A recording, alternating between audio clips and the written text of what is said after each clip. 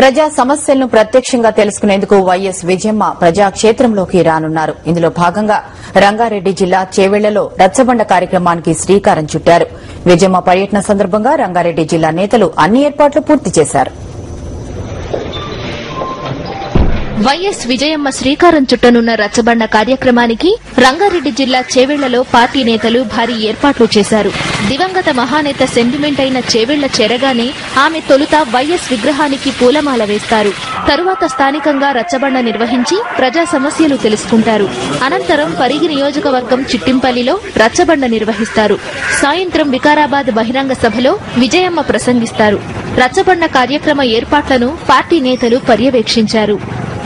ప్రజల్ని పీల్చి పిప్పి చేస్తూ రాక్షస పరిపాలన అందిస్తున్న కాంగ్రెస్ ప్రభుత్వం తీరుతెన్నులు ప్రజల ద్వారా విని తెలుసుకుని ప్రజలకు అండగా మేము ఉంటాము, మా పార్టీ ఉంటుంది అని చెప్పడానికి వారు రేపు రాబోతున్నారు.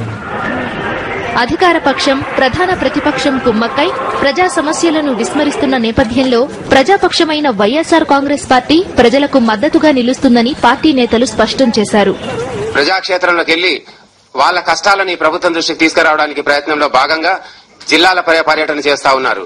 అందులో మొట్టమొదటిగా రంగారెడ్డి జిల్లాలోని చేవెళ్ల నియోజకవర్గం నుంచి ఆమె ప్రజా సమస్యలపైన స్పందించడానికి, ప్రజల సమస్యలను విని ఈ ప్రభుత్వం దృష్టికి తీసుకురావాలి, ప్రజల ఎదుర్కొన్న సమస్యలను తెలుసుకోవాలనే భావనతో ఈరోజు చేవెళ్ల నియోజకవర్గానికి వెళ్లడం వస్తా ఉంది.